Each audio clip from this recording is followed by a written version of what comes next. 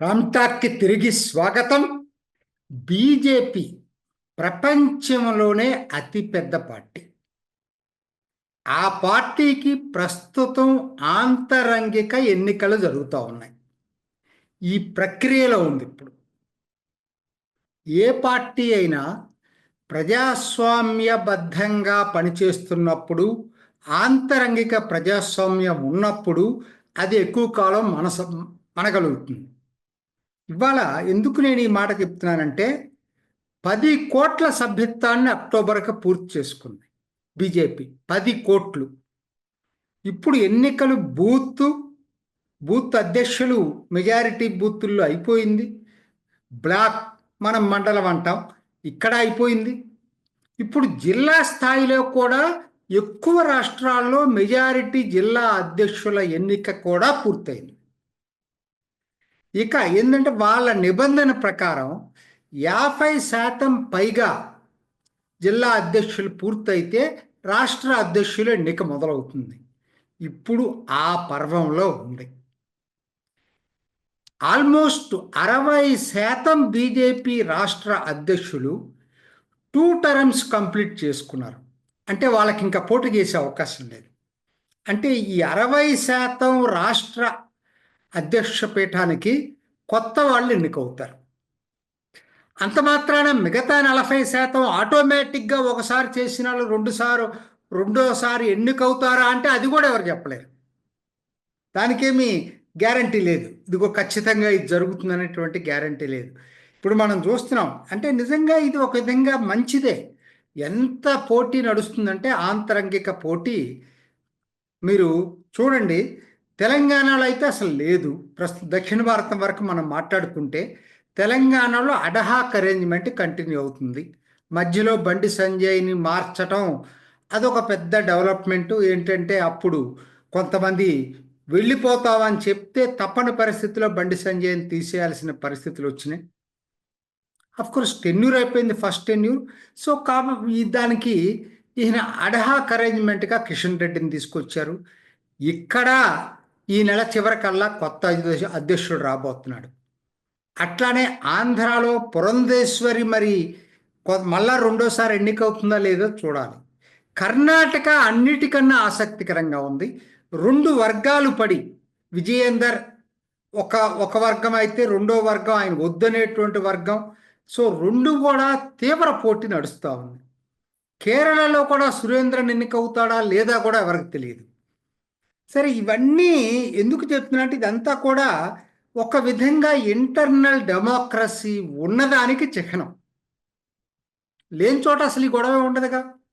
ఉదాహరణకి కాంగ్రెస్ 17 సంవత్సరాలు సోనియా గాంధీ ఏకఛత్రాధిపత్యంగా ఎటువంటి ఎన్నిక లేకుండా అధ్యక్షురాలుగా కొనసాగింది. చూడండి, అసలు బీజేపీలో అవకాశమే లేదు. 2 టర్మ్స్ మించి ఎవరు ఉండటానికే లేదు బీజేపీలో. సో బీజేపీ మరి అది ఎందుకనంటే దానివల్ల ఏమవుతుంది, కొత్తగా ఒక ప్రక్రియ మొదలవుతుంది. లైవ్గా ఉంటుంది, డైనమిక్గా ఉంటుంది ఆర్గనైజేషన్ ఎప్పుడూ కూడా. సరే, ఈ నేపథ్యంలో నేను అనుకోవటం జనవరి చివరి వరకు కాకపోయినా ఫిబ్రవరి చివరి లోపల బీజేపీకి జాతీయ స్థాయిలో కూడా కొత్త అధ్యక్షుడు వస్తాడు.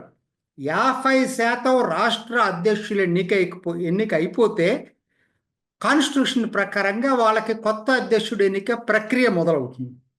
చూద్దాం ఎవరు వస్తారనేది. కాకపోతే వాళ్ళ మన టాపిక్ ఏంటంటే అందరి కళ్ళు దేని మీద ఉన్నాయంటే తమిళనాడు మీద ఉన్నాయి. నేను దక్షిణాన్ని అన్ని చెప్పాను, తమిళనాడు చెప్పలేదు. ఎందుకంటే అది మన టాపిక్ ఇవాళ. ఏంటి దక్షిణాన అన్నామలై అందరూ అనుకుంటున్నారు ఆటోమేటిక్ అనుకుంటున్నారు. అదే బీజేపీలో ఆంతరంగిక ప్రజాస్వామ్యం ఎంత బలంగా ఉందో దీన్ని బట్టి అర్థమవుతా ఉంది. ఇవాళ తమిళనాట డిస్ట్రిక్ట్ ప్రెసిడెంట్స్ 50% పైగా అయిపోయినాయి. యువకులు, ఇంకొక మాట చెప్పాలి, బీజేపీ యువకులకి ప్రాతినిధ్యం ఇస్తుంది జిల్లా స్థాయిలో. ఆ మహిళలకి ప్రాతినిధ్యం 33% మహిళలు ఉండాలనేది ఒకటి. వాళ్ళు అంటే రిటర్న్గా ఎక్కడ ఉండదు, మౌఖికంగా వాళ్ళు ఆ పరిశీలకులు వచ్చే వాళ్ళకి క్లియర్గా చెప్తా ఉన్నారు, మహిళల్ని ఎంకరేజ్ చేయండి. అట్లానే అగ్రవర్ణాలనే కాకుండా బీసీలకి ఎస్సీలకు కూడా ప్రాధాన్యం ఇవ్వండి. సో ఇవన్నీ కూడా కలిపి ఎన్నిక జరుగుతా ఉంది. ఇప్పుడు తమిళనాటలో ఇప్పుడు 50% జిల్లా అధ్యక్షులు ఎన్నిక అయిపోయింది. సో రాష్ట్ర అధ్యక్షుడు ఎవరనేదే అందరి దీంట్లో ఉంది. కాకపోతే అన్నామలై ఒక్కడే లేడు ఇక్కడ. అంటే నేను ఇప్పుడే చెప్పాను కదా, అది ప్రజాస్వామ్యానికి చిహ్నం. అంటే యాస్పిరేషన్స్ ఎక్కువ మంది బీజేపీలో ఎంతోమందికి ఉండొచ్చు.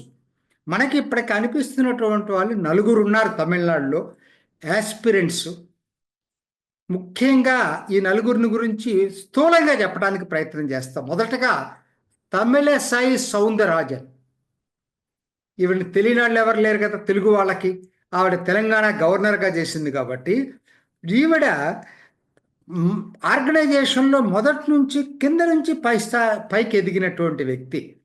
2007లోనే స్టేటు ప్రధాన కార్యదర్శిగా పనిచేసింది తమిళనాడుకి. 2010 కల్లా రాష్ట్ర ఉపాధ్యక్షురాలైంది. 2013 కల్లా జాతీయ స్థాయిలో కార్యదర్శిగా చేసింది. 2014 నుంచి 19 వరకు రాష్ట్ర అధ్యక్షురాలుగా చేసింది. అంత ట్రాక్ రికార్డు ఉంది తమిళసై సౌందరరాజన్కి. కాకపోతే ఆవిడ హయాంలో పార్టీ రిమార్కబుల్ ప్రోగ్రెస్ అనేది ఏమీ లేదు. ఇది ఆవిడకున్నటువంటి డ్రాబ్యాక్. 2 సార్లు ఎమ్మెల్యేగా ఓడిపోయింది, ఒకసారి పార్లమెంటుకి ఓడిపోయింది. అంటే ఓడిపోవటం గెలవటం పక్కన పెట్టిన పార్టీ ఏమైనా రిమార్కబుల్ గ్రోత్ ఉందా అంటే అది కూడా లేదు. అయితే కమిటెడ్గా పనిచేసింది. కోర్స్ ఈ వాజ్ రివార్డెడ్ విత్ గవర్నర్, అది వేరే విషయం. ఆవిడే స్వచ్ఛందంగా మానుకొని మన తమిళనాడు రాజకీయాల్లోకి వచ్చింది. ఇంకొక మహిళ వనతి శ్రీనివాసన్. ఈవిడ క్లీన్ ఇమేజ్ ఉంది, మాటకా మాట చెప్పాలా. ఈవిడ ఎలా ఫేమస్ అయింది? కమల్ హాసన్ని 2021లో కోయంబత్తూర్ సౌత్ అసెంబ్లీలో ఓడించి ఎన్నికైంది. ఈవిడ ఆ విధంగా ఫేమస్ అయింది. ఆవిడ అంతకుముందు 2 సార్లు ఓడిపోయింది. మైలాపూర్లో ఒకసారి పోటీ చేసి ఓడిపోయింది. తర్వాత ఇదే కోయంబత్తూర్ సౌత్లో అంతకుముందు కూడా పోటీ చేసి ఓడిపోయింది. ఈసారి గెలిచింది. అందుకనే బీజేపీ ఆవిడ్ని గుర్తించి గౌరవించింది. మహిళా మోర్చా జాతీయ అధ్యక్షురాలుగా చేసింది. ఆటోమేటిక్గా సెంట్రల్ ఎలక్షన్ కమిటీ మెంబర్కి కూడా అయింది. బీజేపీ చాలా పవర్ఫుల్ పోస్ట్, దాంట్లో కూడా ఉంది. సో ఆవిడ పోటీలో ఉందట రేసులో. మూడో వ్యక్తి నయనార్ నాగేంద్రన్. ఈయన పాపులర్, తిరువళ్ళూరులో గెలిచాడు లాస్ట్ టైం కూడా. ఈ ఎమ్మెల్యేగా ఇప్పుడు కొనసాగుతున్నాడు అక్కడి నుంచి. 64 సంవత్సరాలు. వానతి శ్రీనివాసన్కి 54 సంవత్సరాలు. అందరికన్నా ఓల్డ్ నలుగురిలో ఎవరంటే ఆయన 64 సంవత్సరాలు నయనార్ నాగేంద్రను. 3 సార్లు ఎమ్మెల్యేగా చేశాడు, ఒక్కసారి జయలలిత క్యాబినెట్లో మంత్రిగా చేశాడు. కాకపోతే పాపులర్ లీడరు. 2017లో బీజేపీలోకి వచ్చాడు, పాపులర్ లీడరు. కానీ ఆర్థిక దీని మీద అంత క్లీన్ ఇమేజ్ లేదు. అవినీతి ఆరోపణలు ఎదుర్కొన్నాడు. ఇక్కడ దాకేందుకు మొన్న లోక్సభ ఎన్నికల్లో vote for cash for vote ఏదో కొన్ని కట్టలు దొరికినాయి ఆయన దగ్గర ఎలక్షన్ కమిషన్. కాబట్టి ఇవన్నీ కొన్ని ఆరోపణలు ఉన్నాయి. బట్ పాపులర్ లీడర్ ఆయన. 4వ వ్యక్తి అన్నామలై. ఈ 4 పోటీ పడుతున్నారు. ఈయన వయసు ఎంత? 40 సంవత్సరాలు. 2019లో ఐపీఎస్కి రిజైన్ చేసి బీజేపీలో చేరాడు. 37 సంవత్సరాలకి రాష్ట్ర అధ్యక్షుడు అయ్యాయి 2021లో. 37 సంవత్సరాలకి యంగెస్ట్. ఈ 3 సంవత్సరాలు ఆయన చేసినటువంటి పర్ఫార్మెన్స్ చూసేటట్టయితే బీజేపీని ఒక అంతలం ఎక్కించాడు. ఎప్పుడు డబుల్ డిజిట్ వచ్చిన పాపాన బోల బీజేపీకి తమిళనాడులో. ఆయన వచ్చిన తర్వాత 11% పైగా ఓటింగ్ శాతాన్ని లోక్సభ ఎన్నికల్లో తీసుకొచ్చాడు. ఆయన క్రెడిట్ ఏదైనా రిమార్కబుల్ గుర్తుపెట్టుకునే అంత ఇదేదన్నా ఉందంటే అది అన్నామలై టైంలోనే బీజేపీ గ్రో అయింది. కొంతమంది అనొచ్చు అంటే చెప్పినంత హైప్ క్రియేట్ చేసినంత లేదని. ఏమీ లేని పార్టీ ఒక్కసారి పెరగాలంటే అంత తేలికైనటువంటి విషయం కాదు. అప్పటికి బాగా వచ్చిందని అనుకోవాలి. ఎందుకంటే 11.5% బీజేపీ ఒక్కదానికే వచ్చింది, ఎన్డీఏకి 18 నుంచి 19% వచ్చింది, తక్కువేం కాదు అది. సో తర్వాత క్లీన్ అండ్ పాపులర్ ఇమేజ్. ఎవరు దాని గురించి వేరే కామెంట్ చేసే అవకాశం లేదు.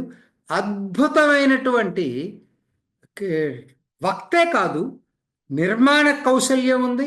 ప్లస్ అసలు ప్రెస్ మీట్లో ప్రశ్న వేసిన వాళ్ళకి ఒక ఫీస్ట్ అనుకోండి. అన్నామలై ప్రెస్ కాన్ఫరెన్స్ అంటే ఒక ఫీస్ట్ జర్నలిస్టులకి. ఎందుకంటే క్వశ్చన్లు వీళ్ళు ఏ సబ్జెక్ట్నైనా వేయండి, అనర్గళంగా అద్భుతంగా అతికేటట్టు అప్పటికప్పుడు చెప్పగలిగినటువంటి వ్యక్తి అన్నామలై. అందువల్ల ఆయనకి అంత పేరు వచ్చింది. ఇవాళ ఎడ్యుకేటెడ్ పీపుల్లో ఆ బీజేపీని లైక్ చేయని వాళ్ళని కూడా అన్నామలైని లైక్ చేస్తారు తమిళనాడులో. అంత పాపులర్ అయ్యాడు. So highly knowledgeable.